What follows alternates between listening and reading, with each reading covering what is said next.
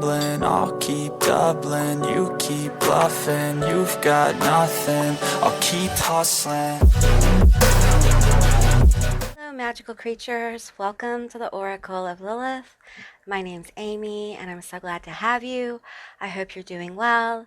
Today, I'm doing an unboxing and flip through of the Cthulhu Dark Arts Tarot. This is intended to be a relaxing flip through of this beautiful tarot deck, and I'm so glad you're here. If this is your first time to my channel, hi, hello, how are you? It's so good to have you. I hope you will consider subscribing to my channel and becoming a member of my tribe. Okay, so let's get into it. First, just look at the box. It's just so well done. I really love the artistic design, and it's just a beautiful box. There's a lot of information on the back as well. Okay, so let's open it up and see what we got. Maybe, possibly. You guys, I can't get the box open. Okay. Wow, it's really a tight box. A really tight box. Okay, so we're going to put that there. All right, so it looks like this is... Oh, wow. Oh, wow, look how big these cards are, you guys. Wow, look at the backs. So cool. The back of these cards is so cool. Okay, first let's look at this book here. I like this book. It is partway between a pamphlet and an actual book. It's big enough so you can read it. You know, it's not small. There's a lot of books that come with tarot decks that are unusually small. And one of them, I love the Goetia Tarot, but the book is very small. It's a book, but it's like a miniature book. So I really like that this is easy to flip through. There's a lot of information here, and it's not super thick. You know, it's just the right size for you to kind of pull out and take a look at it. All right, so this is the box. I like the box. It's very sturdy. I try to keep my tarot in the boxes as long as possible, but some of the boxes, you know, they fall apart, and then you kind of have to look for other means of where to place your cards. So, all right, maybe, okay. There we go. Okay. Now, let's see if I can unwrap this. Okay.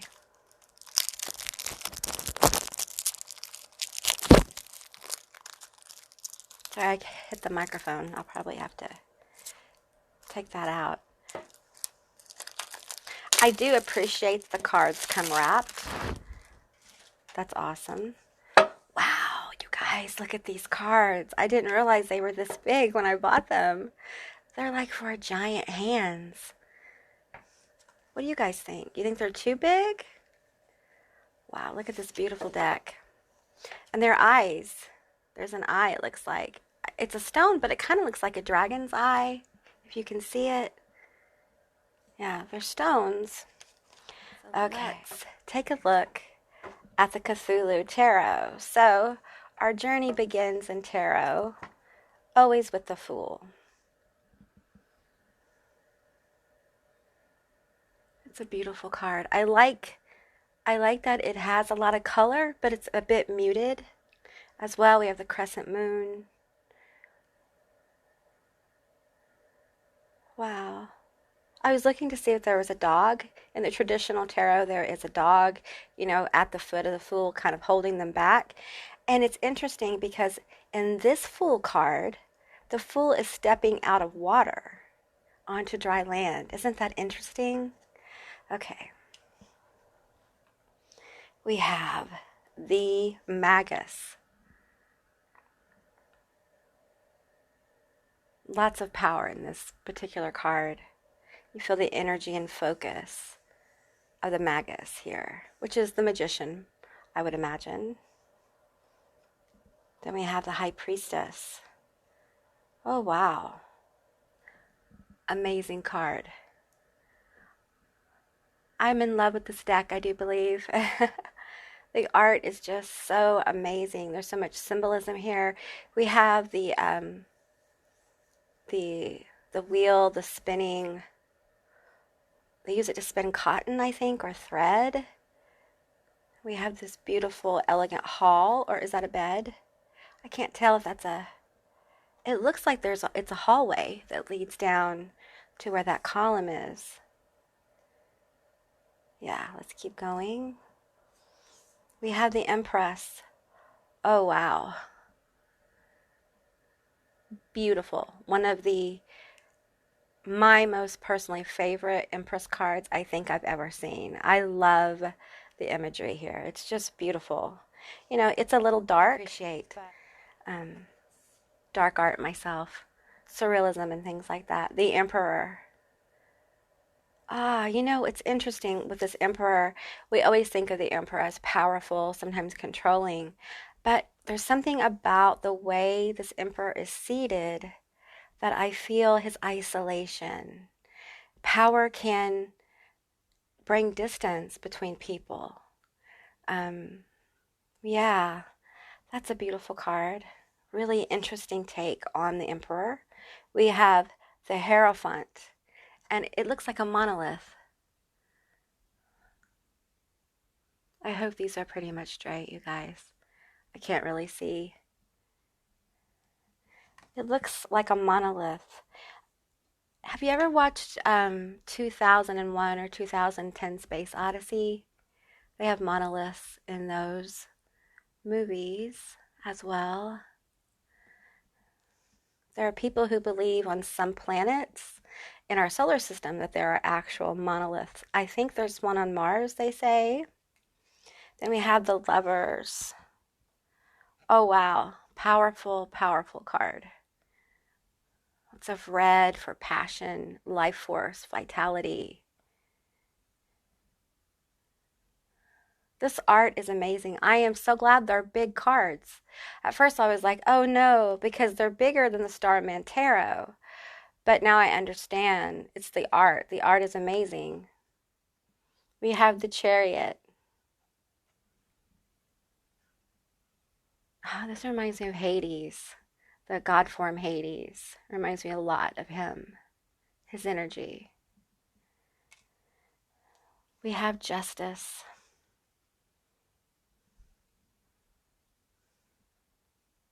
Lovely energy.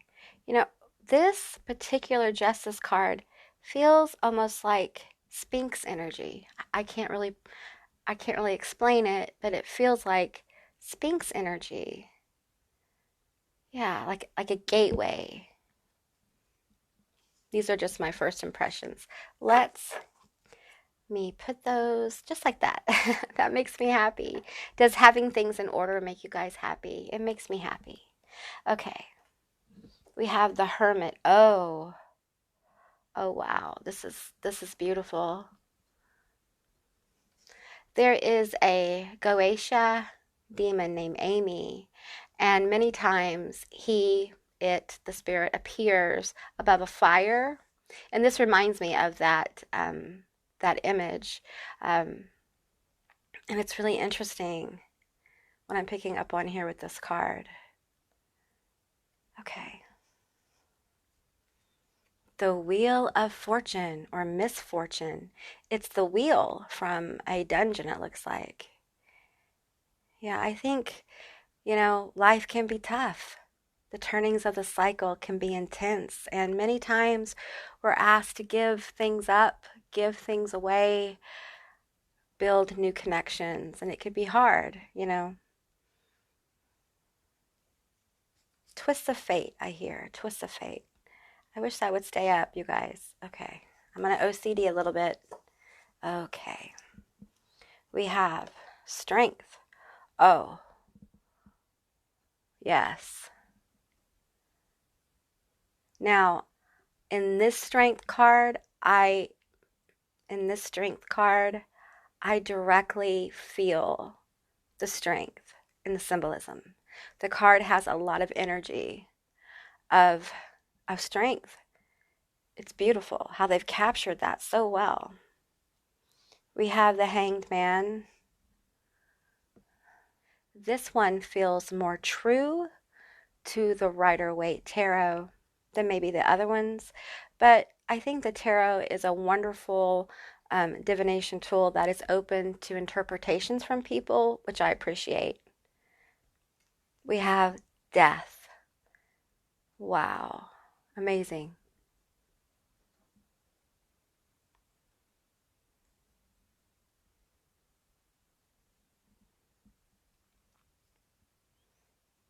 We have temperance. Watch my readings, you know that when I get the temperance card, I often get frustrated because of the divine timing element of the temperance card. But, it can also mean that, your spirits are around you, guides are around you, that your pathway is divinely guided. And so there's a level of trust you can have with the temperance card sometimes. It depends on the other cards around it, but I am an intuitive reader and a psychic, so this devil card. Wow. Truly amazing. I love the color. I am partial to purple though. The devil. Okay, we have the tower. Dun dun dun. Now that's a tower. Dun dun dun. You're in trouble. Things are going to fall apart. Sometimes I used to get so unnerved when I saw the tower because I thought, everything's going to change. And then I realized the tower many times is a foreteller of the pathway that you've been wanting to open. Sometimes it has to be opened with a big old explosion of a tower. So we have the star, very similar to the Rider-Waite.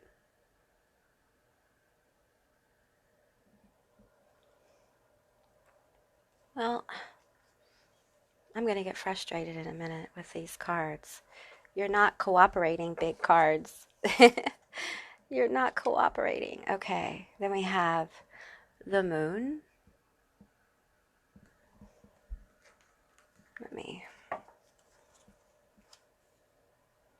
Okay, come on now, behave.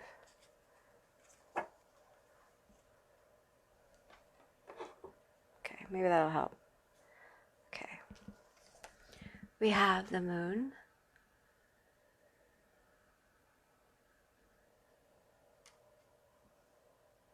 We have the sun. This feels almost like an internal sun within us that is flowing with energy and vitality. It feels very personal.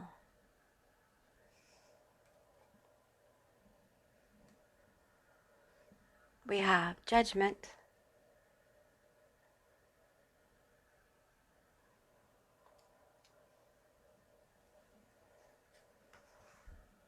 We have the world. I love this energy in the middle. I'm really digging that. I love that. Okay, we have the Ace of Cups.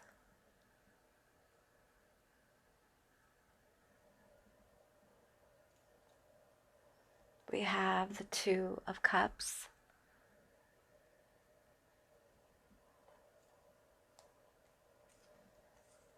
We have the Three of Cups. They're very simple, but sometimes simple is best, The Four of Cups. Five of Cups. The Six of Cups.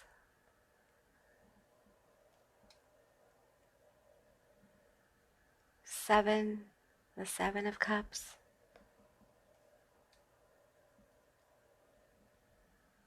The Eight of Cups.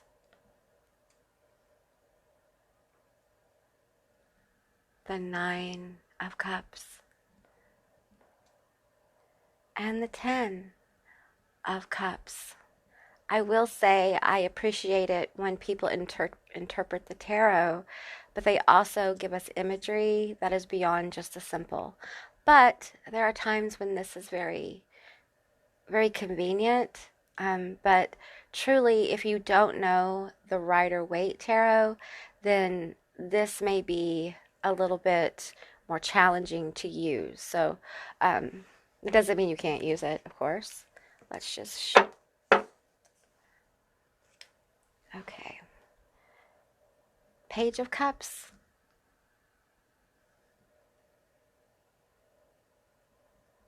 The Knight of Cups.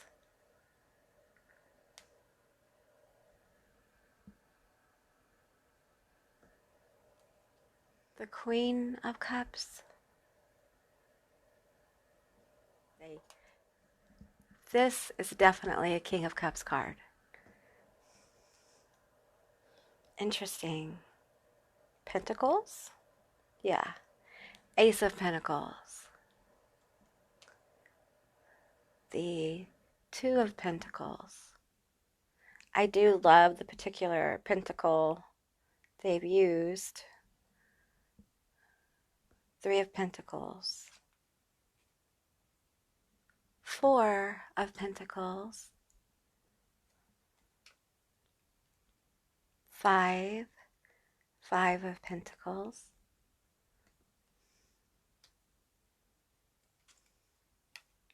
Six of Pentacles.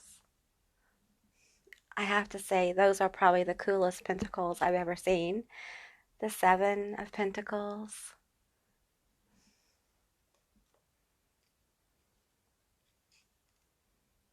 The Eight of Pentacles. Nine of Pentacles. 10 of Pentacles. That's always a fun card when it comes out. We have the Page of Pentacles. We have the Knight of Pentacles.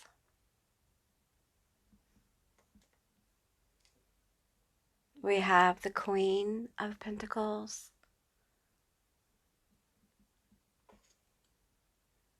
We have, oh wow, amazing. We have the King of Pentacles now. That is so grand. Okay, we have the Ace of Swords now.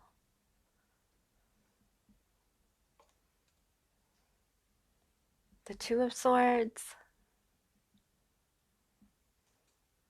The Three of Swords.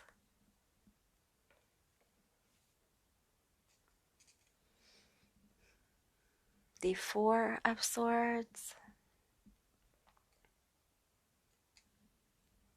The Five of Swords. The Six of Swords.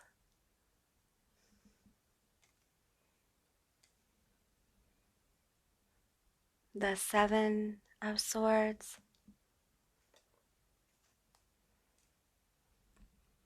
The Eight of Swords. The Nine of Swords. And the 10 of Swords. Then we have the Page of Swords. Very cool Knight of Swords. Probably one of the coolest Knight of Swords cards I have seen. Very cool.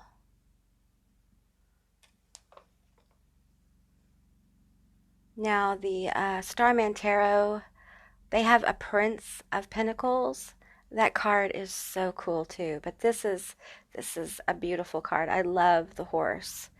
We have the Queen of Swords, removing her mask.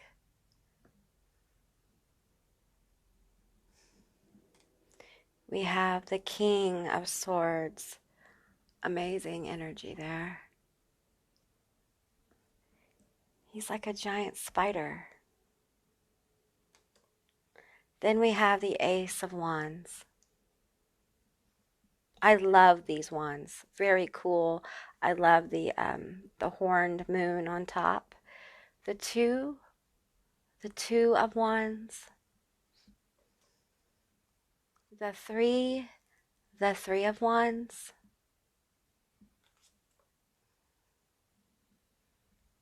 The four of Wands.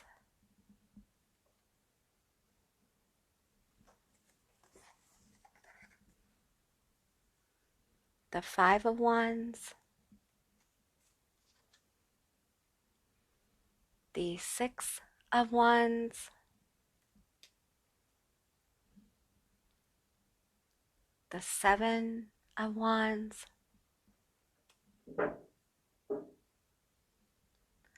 the Eight of Wands,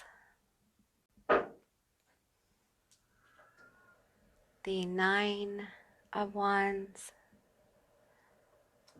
and the Ten of Wands. Now we have the Page of Wands, very cool. We have the Knight of Wands. I love his horse as well. Very cool. Full moon in the back. We have the Queen of Wands. Very cool Queen of Wands. Very cool energy. King of Wands. Now, come on. That king has swagger, huh? Yeah. Beautiful deck. It's very large. What I'm going to do now is shuffle it up and kind of let you guys know what I think. How workable is it for someone with small hands? That's really what I should call this series. How workable is the deck with small hands? Actually, I think it's very comfortable. They're not really thick cards, as you see. They're not really very thick, which can be good. You know, the Cthulhu Tarot, as you can see, is a very thick card stock. They're much more difficult to bend, and I'm a card bender. So, but these are big enough where I probably won't bend them as I look at them and see that they've already kind of bent a little bit. But I like a good shuffle on a card. I like to feel the energy go in between the cards and feel it kind of mixing up, right? Let's just kind of break this down a little bit. Okay, let me pull 3 cards here. Let's see if I can pull a few cards after a couple more shuffles, and we'll see. Okay, Cthulhu Dark Arts Tarot, what do you have to tell me? What do you have to tell me? I'm feeling at least one more. I'm going to be filming a video with these as well. It's going to be about what's the dirt on them. See, I can't shuffle this way. And this way is, well, you see. You can see. So it's going to be hard for me to shuffle. Although I will still give it a go because that's what I do. Yeah. I know some people get these little long baskets to put their cards in. They shuffle them that way. I think the Rock and Roll Prophetess does that. If you've never checked out her channel, it's a really cool channel. She's got some cool decks that I'm going to get eventually. All right. Let's see what I can pull out of this deck. Okay, I'm feeling this one. We have the Four of Swords. So recovery, rest, rejuvenation, self-care as well. That's what I'm getting with this card. Okay, instead of trying to shuffle it, let's do one of these. We have the Fool, a new beginning after a time of rest, perhaps.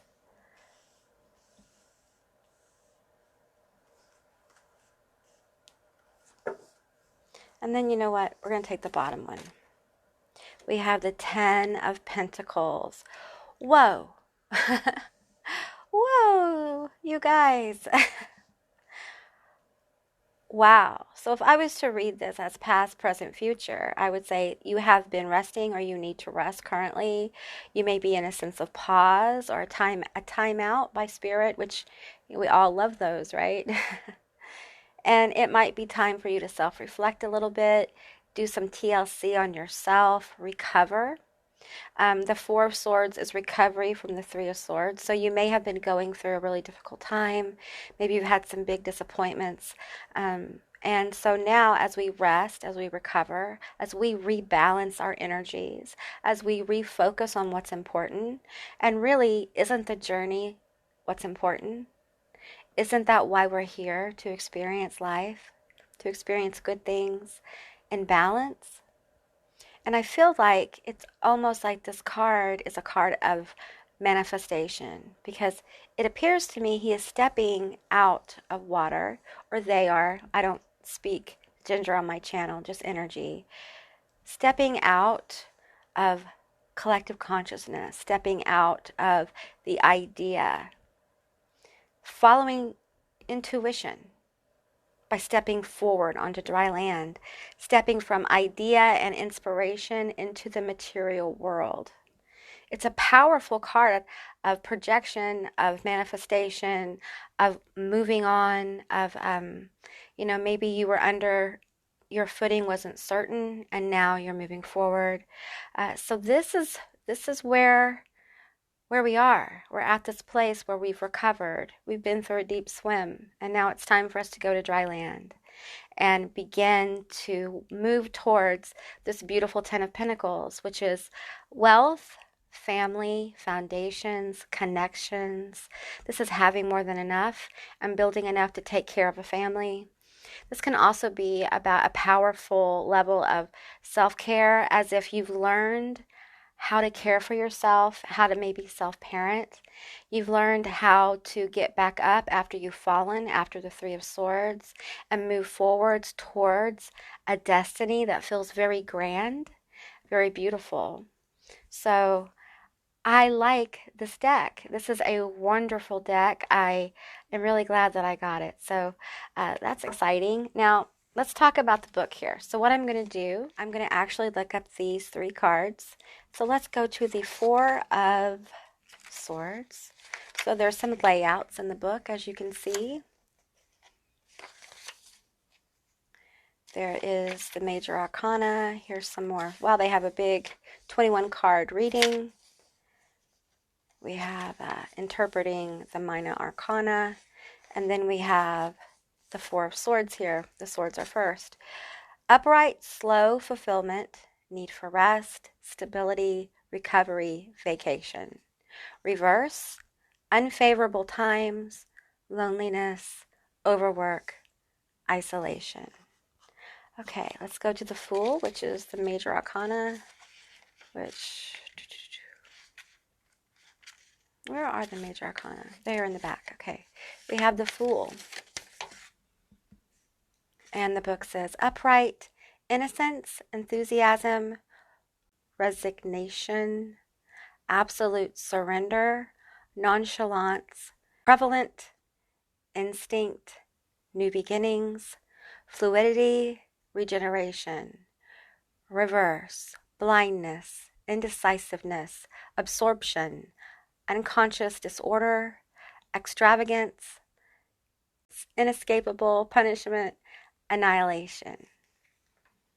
Powerful card, powerful card. And then we're going to go to the Ten of Pentacles. Let's read the Ten of Pentacles. I really do like this pamphlet. It's not real heavy.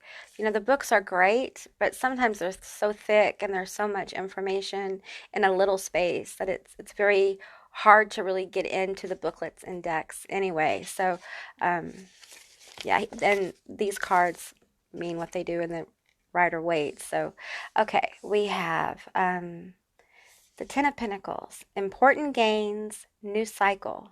Reverse, insecurity, family, expenditures. All right, so I really like this deck. I'm excited to use it in readings. I love that it's a bigger deck.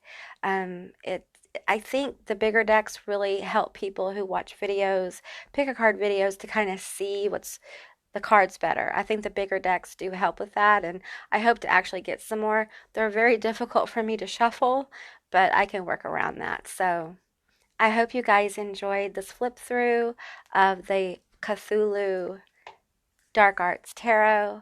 I appreciate you guys. If you haven't subscribed, please do. I love to have you as a member of my tribe, and I'll see you beautiful magical creatures next time. Bye, guys.